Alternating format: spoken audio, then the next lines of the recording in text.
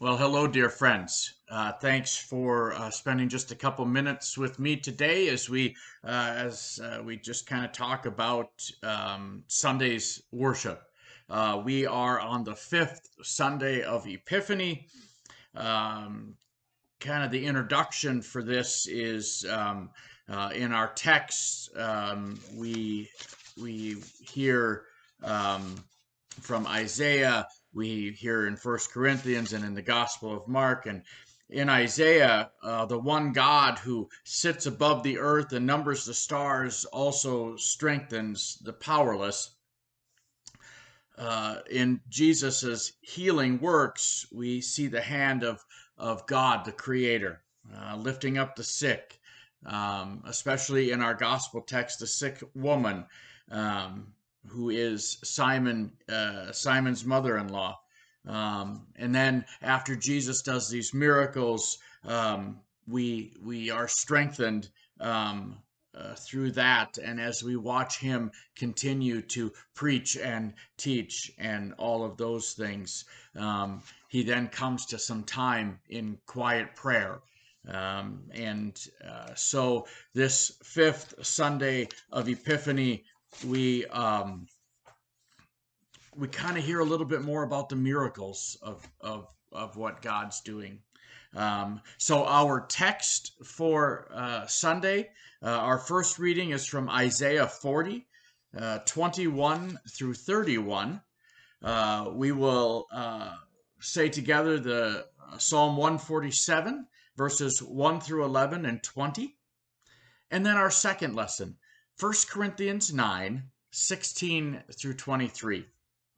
And then our gospel text for today is Mark 1, 29 through 39. This is the story of how Jesus entered the house of Simon and Andrew, where Simon's mother-in-law was to prepare this meal for them, but she became ill.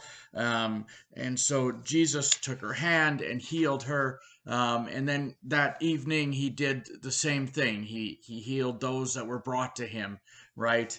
And then he goes in the morning and finds a place to pray to kind of recharge himself.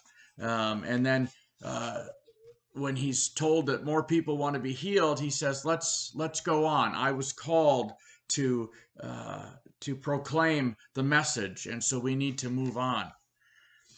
So I kind of went with this prayer theme, I guess, this portion of it for my message. And how sometimes we just feel busy in life. We feel like we have more things to do than we have time, right?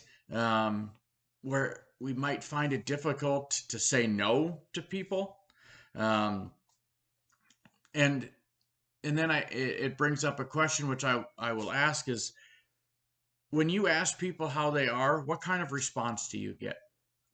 I think that we spend so much time going every which direction that we don't always find time for us. And for many, the reality of all of those things in life seem to be very much of an urgent matter, right? Things that we need to attend to right away, a text message, a phone call, an email, whatever the case may be. It's immediate is what people want. And sometimes that's hard for us to do. Um, and so our natural reaction is to go to all those urgent things first and then put maybe ourselves in the background. And I think that's really what Jesus was facing in our gospel text, was some of that same dilemma that he's been teaching the scriptures, he's been driving out the demons, he's been doing all this healing. Then he goes to Simon, and his mother-in-law needs healing again, and then the people come, and he heals all of these people. um, and then he just finds this moment to go and find a place to sit and pray. Um, and then I want to talk a little bit also um, kind of about what the bigger church has. Not the ELCA, not that, but the churches that call themselves mega churches. Just kind of talking about um, focusing on maybe the wrong thing, the wrong priority in life, right? And so I invite you to come and be a part of worship, be a part of the message. There is a big prayer emphasis as we get further in to the message. Um, how prayer is a very personal thing, but sometimes we're so distracted in it. But we know that Jesus went to pray a lot, kind of to recharge his batteries, right? Kind of just hit the reset button, and he used prayer for that. He used prayer for that in our gospel text for Sunday. We see him after the Maundy Thursday when he washes the feet of his disciples, when he has the Last Supper with them. He goes to pray. He uses prayer as kind of this reset for him. Um, so I think in a lot of ways, when we put all this urgency ahead of us, we put ourselves behind, but that prayer time can be a reset for us as well. So how do we do that? Um, the call to prayer is one that we see very readily um, in the Lord's Prayer, right? Where we are told to.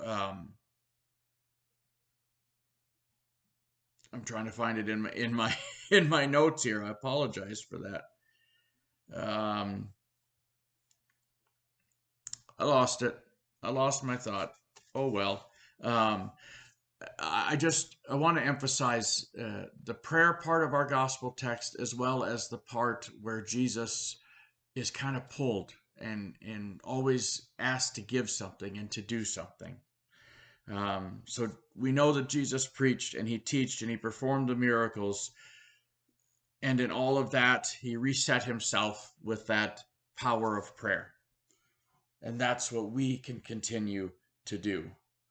Um, we can continue to reset ourselves um, with the power of prayer, with the power of a passage from Psalm 119. Your word is a lamp for my feet, a light on my path. That's a text that I use in the message as well. So I invite you to come and hear more about our gospel text as we celebrate this fifth Sunday of Epiphany. As Epiphany winds down, next Sunday is the Transfiguration, and then we bring ourselves in to Ash Wednesday and our Lenten journey together. So a lot happening in church, and so I invite you to come and be a part of that. We worship on Sundays, as you all know, but for those that may just happen to find this, Sundays 9 a.m. at Ottawa and 11 o'clock at Sundal. So my hope is that we can be together on Sunday, either in person or online. I hope you have a blessed weekend. Do your best to stay warm, as I know it's going to be cold out. So stay warm. Curl up by a fire if you have one. Um, remember that this community of faith loves you, that I am here for you, but most importantly, that God walks with you every day and he holds you in his arms. So until we see each other again, take care. Have a blessed day.